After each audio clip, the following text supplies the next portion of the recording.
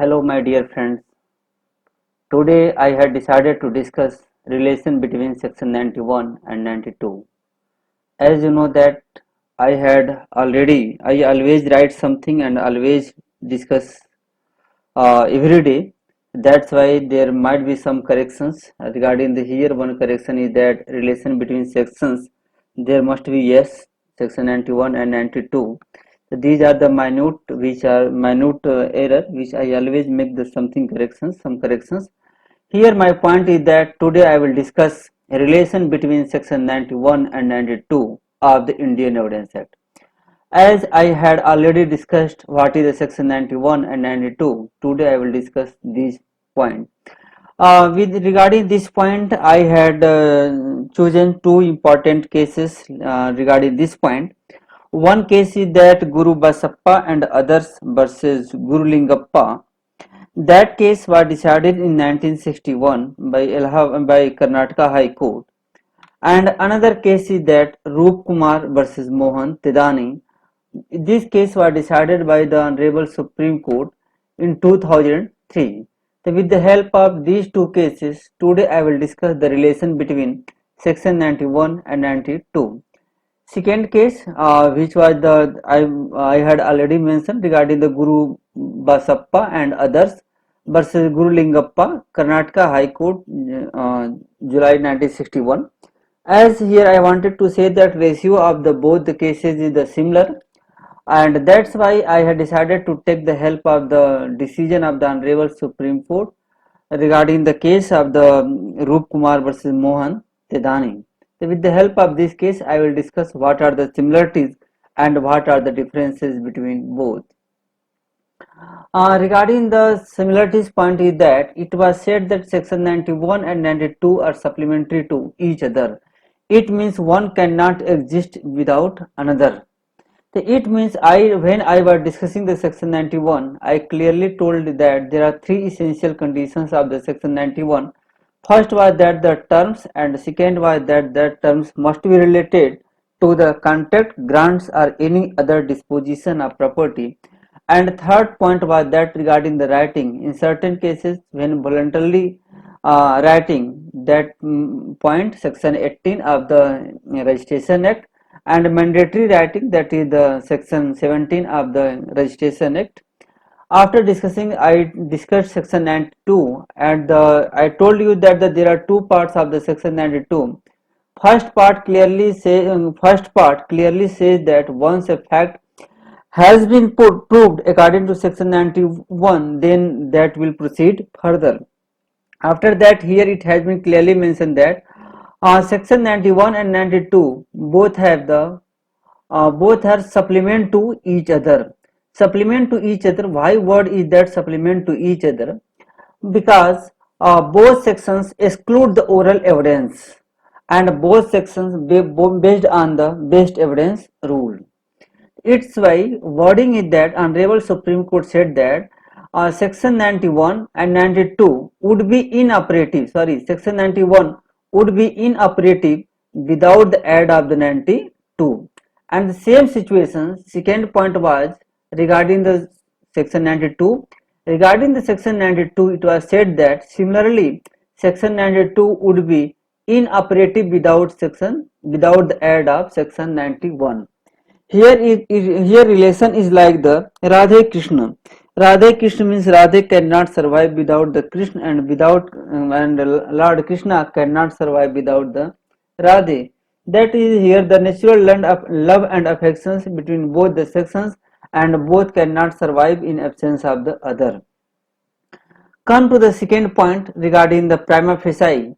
What is the prima facie point is that it says that section 91 and 92 apply only when the document on the face of it contains or appears contains all the terms of the contract.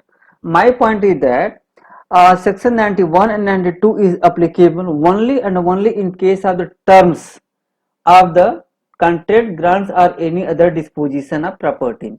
It means anything which does not come under the category of terms, that regarding that facts, oral evidence or third types of evidence can be given. Why I am saying that third types of evidence can be given?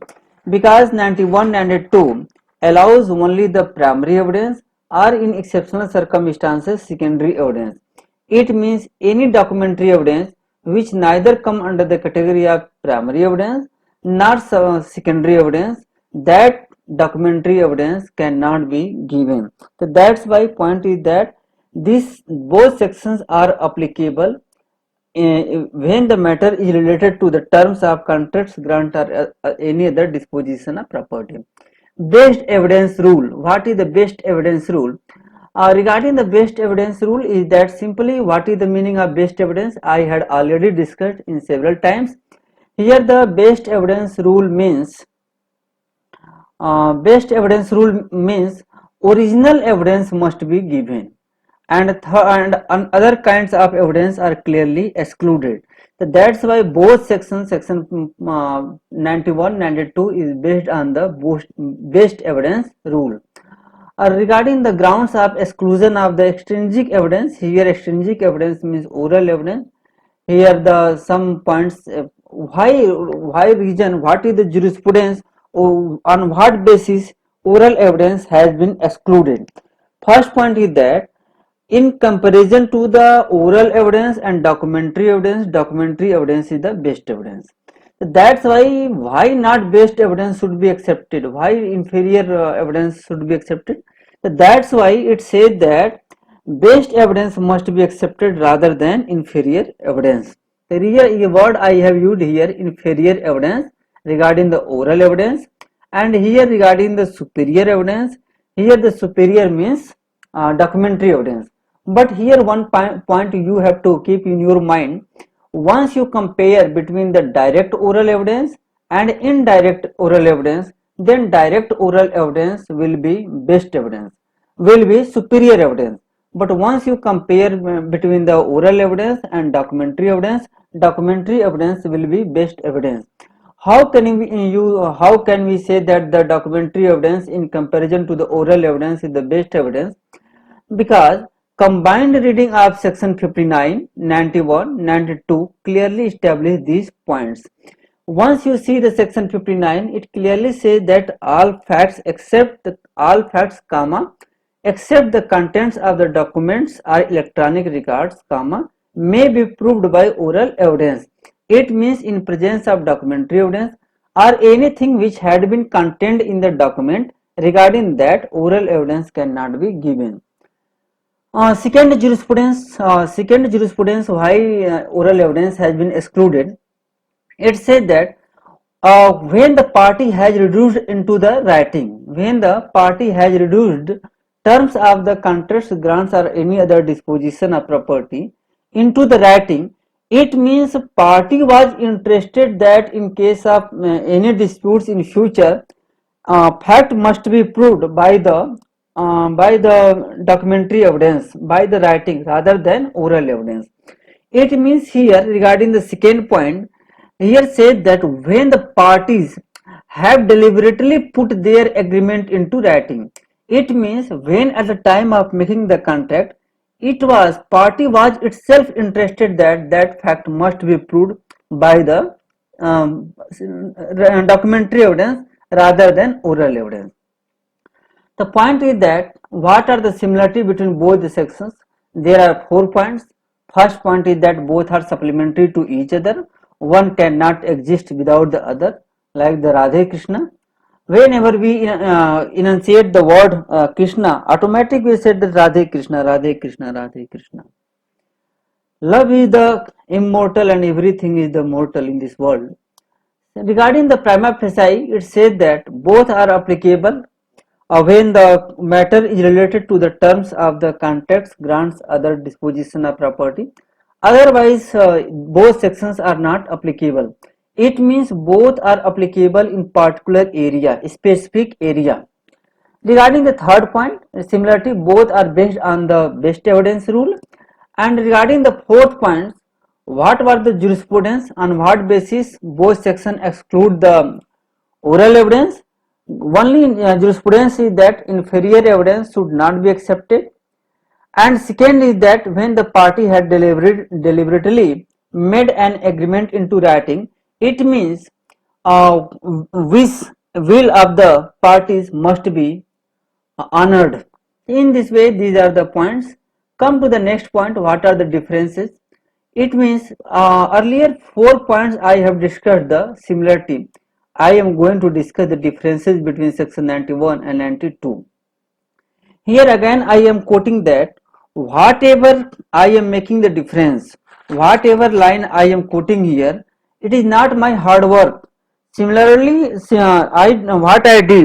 I did nothing except I read the original judgment of the both the cases, and I realized that Roop Kumar versus Mohan Tedani decided by Honorable Supreme Court was the suitable for me.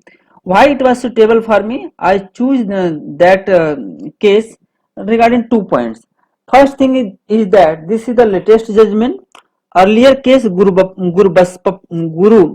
Basappa had been decided in 1961. When 1961, that is the before Indo-China war.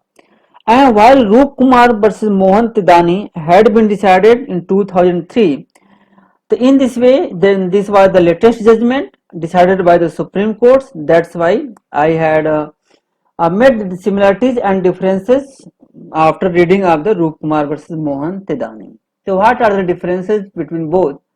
There are 5 differences between both. First difference is that Section 19 applies to all documents. It is applies to all documents. All document means whether such document either dispose or not. It means it is applicable in both the cases.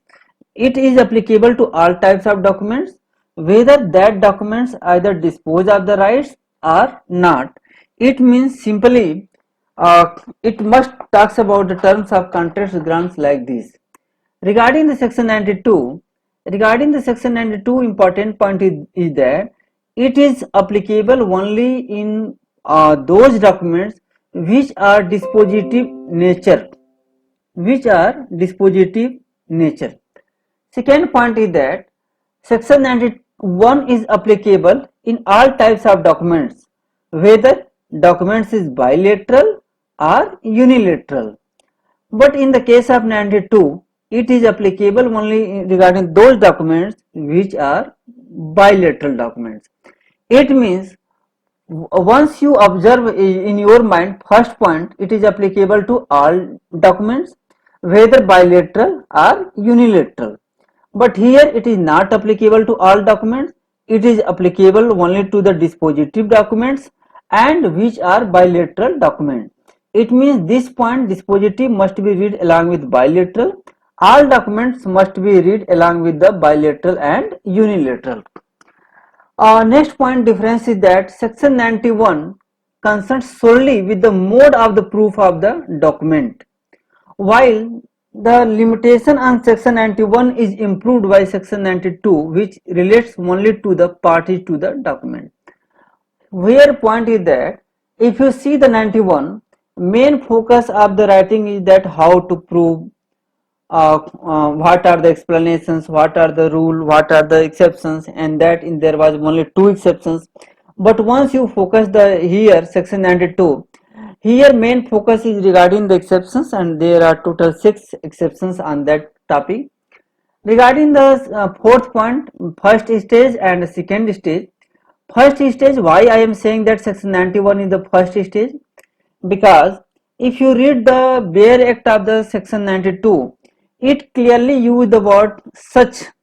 Such means it clearly used the words section 92 is applicable only in those cases when the facts has been proved, when the facts has already been proved according to section 91. It means section 92 itself says that section second part of 92 will not come into the force unless and until first part, that is the section 91, has already been proved. That's why I have used the word section 91 is the earlier stage, while the section 92 is the subsequent stage.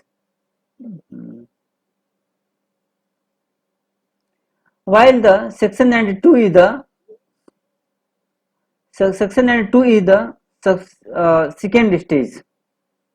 Here I have written that if after the document has been produced to prove its terms under section 91, section 92 comes into force. My point is that section 91 is the first stage and 92 is the subsequent stage.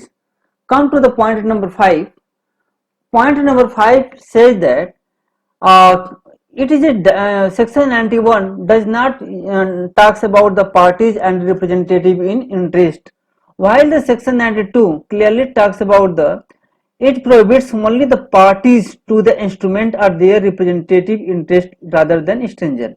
It means section 91 uh, prohibits not only to the parties or their representative, it also prohibits to the stranger. Even though a person who was not party to the documents, he can give the evidence under section 91 in certain circumstances, but stranger will not be here. Sorry, my point was that under section 5 it prohibits all types of parties including the strangers, but section 92 only and only covers to the parties or representative in interest. It does not prohibit to the stranger. That's why this was the regarding the another case, Guru Basappa and Guru Lingappa. I had already quoted that this was the same ratio of this case was the same. That's why I am not going to discuss here. The here point was that whenever any person asks you what is the similarities and what are the differences, clearly said that there are four. Always use the word Roop Kumar versus Mohan Thedani because you are not authoritative persons. That's why don't started to say that these are differences, these are differences. No, whenever any person asks in the interview with precautions, always use the word respected sir. With the help of Roop Kumar versus Mohan Tidani, decided by Honorable Supreme Court in 2003, these are the similarities and these are the differences. This is my first video, and special thanks to the Shivani and Shivani who suggested me to do something other points, and Sumit always support me, and special thanks and always thanks for the students of the section G. Thanks to all for listening this first audio video whatever might be that.